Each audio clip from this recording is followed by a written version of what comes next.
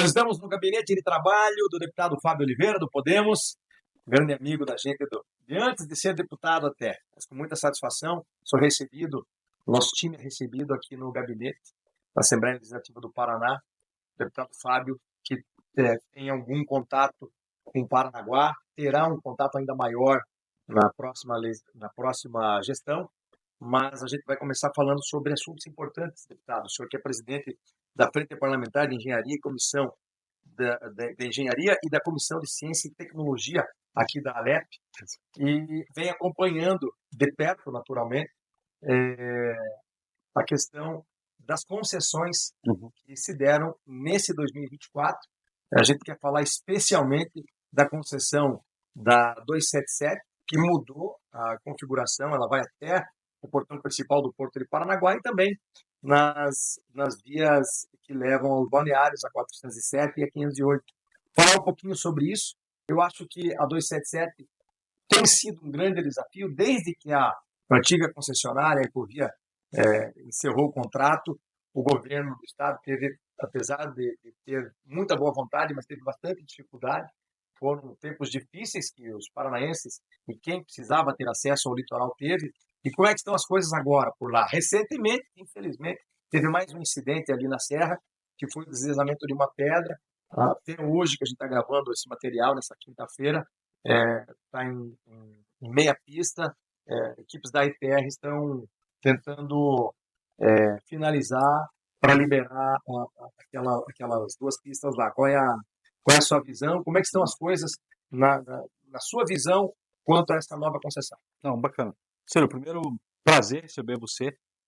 Não posso dizer que é o meu gabinete, mas é o gabinete de você que está assistindo, de todo o Paranaguara, é o gabinete de todo o paranaense, é o gabinete de quem quer ser ouvido, né, por um deputado. Aqui o gabinete 504 na Assembleia Legislativa, ele está à disposição. Prazer rever um amigo desde 2014, né? Prazer é nosso. Quando eu estive em Paranaguá trabalhando como diretor do Evangélico Saúde, quando nós abrimos a filial lá, o Ciro fez parte disso, inclusive foi convidado lá para participar da festa, e daí nós não tínhamos mestre de cerimônia e o Ciro quebrou um galhão lá pra gente. Eu cheguei para prestigiar, fui convocado para trabalhar. Exatamente. Então aí ali surgiu uma grande amizade que perdura até hoje, então é um prazer te receber duplamente aqui, Ciro. Prazer é nosso. Mas quando a gente fala de pedágio, Ciro, a gente não pode esquecer um pouco do histórico dos pedágios do estado do Paraná. É algo dolorido para nós paranaenses, porque esses dias até chegaram para mim e perguntaram: Fábio, mas espera aí, obra que já deveria ter feita, a gente vai ter que pagar de novo? Eu falei, infelizmente sim. E se você não lembra por quê, eu vou te dar uma resposta única, por causa da corrupção.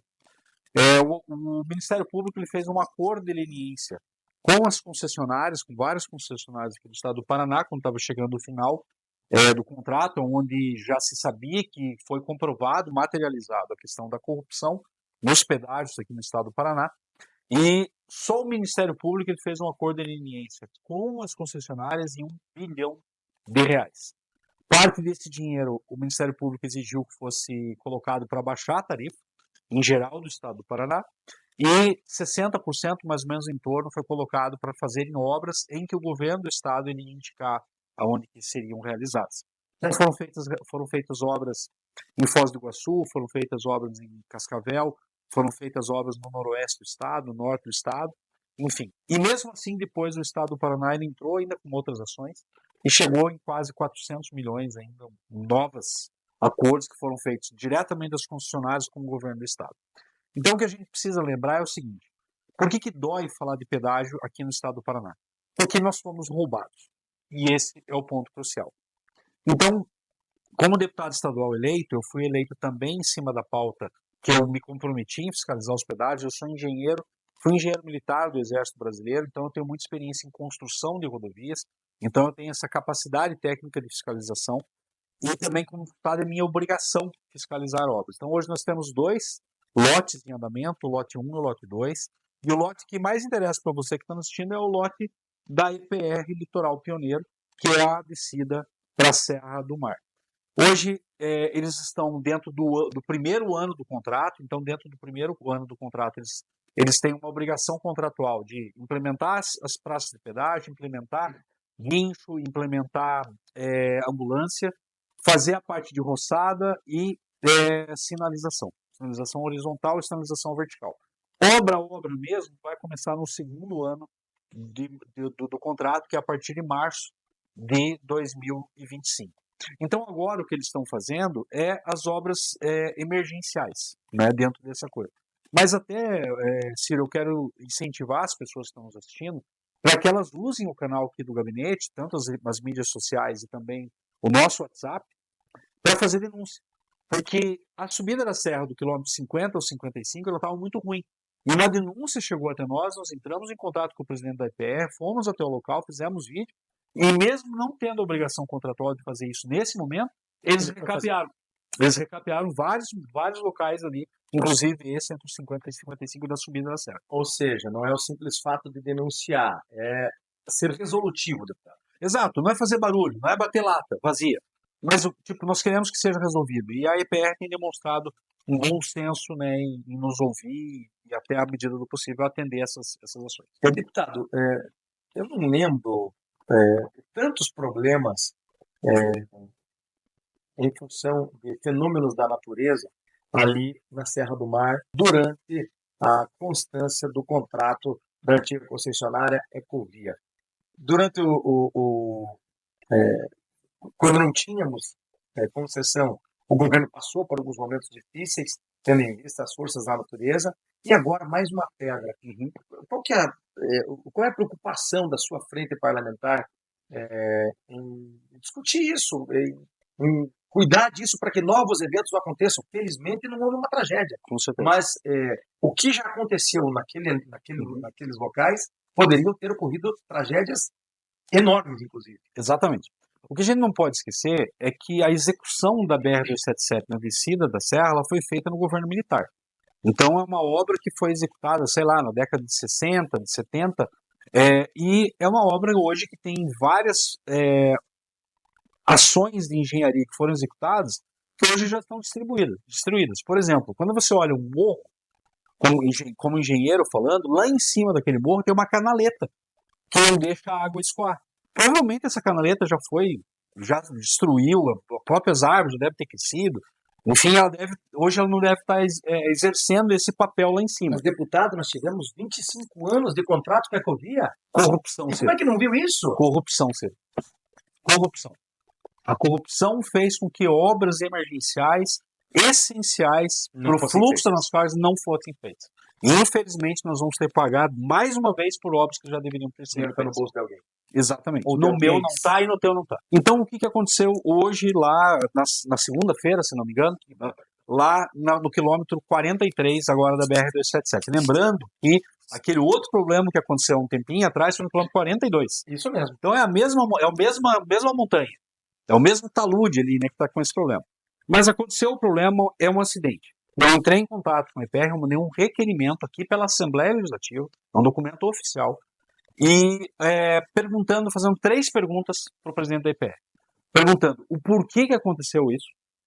Essa é a primeira pergunta. A segunda pergunta é, quais são as ações técnicas que estão sendo feitas para corrigir o problema e evitar que ele aconteça de novo?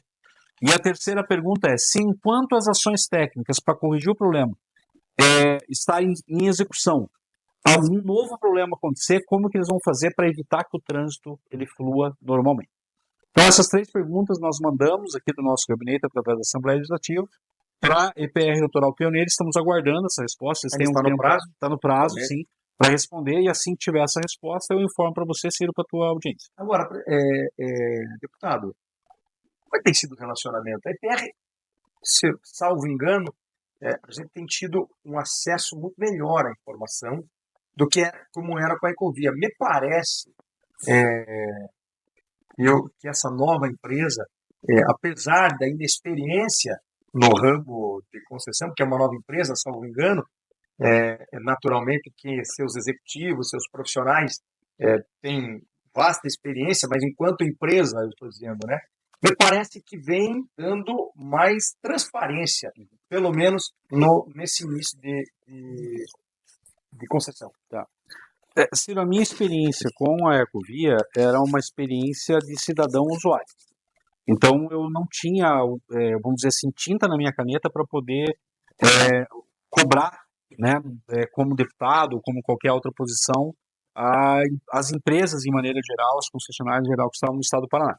Agora, como deputado estadual, eu tenho conversado muito, com certa frequência, não só com a EPE Litoral, mas também com a Via Araucária, que faz o trecho aqui de Curitiba até o Relógio, né, via Irati ali, e eu tenho sido atendido rapidamente por telefone, quando eu ligo para os presidentes ou para qualquer um outro engenheiro. Eles têm dado respostas rápidas e têm demonstrado que eles estão participativos nesse processo e querendo também ouvir a população, entendendo que existe um contrato que rege tudo isso, né? Não existe um mecenas fazendo obra, não são entidades filantrópicas, são empresas que estão buscando lucro, mas enfim, que estão dispostas a atender o público, mas também considerando um contrato vigente. Deputado, trazer o assunto para Paranaguá. O senhor é do Podemos, Paranaguá teve um prefeito que foi do Podemos, o prefeito que está terminando o mandato, ele migrou para o PSD. Mas o Podemos integra a coligação que elegeu de forma esmagadora o prefeito eleito Adriano Ramos, com mais de 72% dos votos válidos de Paranaguá, o prefeito mais bem votado da história de Paranaguá. Adriano já fez história na eleição. E a gente sabe que o senhor tem um bom relacionamento com o Adriano Ramos. Primeiro, eu sei que o senhor já mandou emendas parlamentares, queria que o senhor falasse um pouquinho, mesmo não tendo o prefeito alinhado a si, mas o que Paranaguá pode esperar do seu mandato com o próximo prefeito Adriano Ramos? Certo. Eu tenho uma admiração muito grande pelo trabalho que o Adriano já exerceu como vereador em Paranaguá. Ele era um vereador independente, assim como eu sou independente aqui na Assembleia Legislativa também. E o Adriano, ele demonstrou ser uma pessoa muito coerente nas brigas que ele comprou lá como vereador.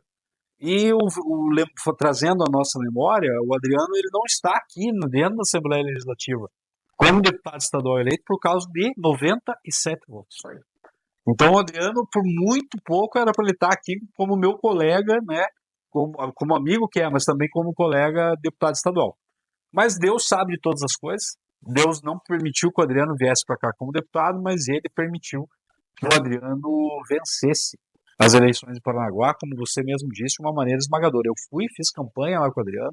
Eu lembro que eu fui ali em alguns comícios, lembro daquela caixa d'água que foi fantasiada de panela de pressão, pessoal dançando lá, pressão e tal. Foi uma festa linda ali que foi feita e o Adriano ele já sabe disso, eu já desci pós-eleição. Tenho conversado com ele no telefone, até um pouquinho antes de você chegar, estava conversando com o Adriano por telefone, falando sobre algumas emendas que a gente quer mandar lá para Paranaguá. Mesmo estando um prefeito do qual o meu relacionamento é zero com ele, nós enviamos R$500 mil lá para Paranaguá, para nós reformarmos várias escolas estaduais, e todas por indicação do Adriano. Então, se você for procurar nas minhas redes sociais, do Adriano, você vai ver vídeos nossos lá, enfim. E agora a gente já está conversando com o Adriano, inclusive o Adriano vai começar com um projeto sensacional lá, junto com o Hospital de Clínicas, um projeto do Hospital de Clínicas, já no início do mandato dele, a gente ajudou ele a fazer essa ponte. Mas vamos deixar o prefeito lá eleito anunciar. Mas é um trabalho sensacional junto com o Hospital de Clínicas, que vai começar já no início do mandato do Adriano. Olha que maravilha. E agora a gente vai já... Perguntei para o Adriano qual é uma das prioridades que você tem aí, que a gente já possa ajudar de imediato. Ele falou saúde.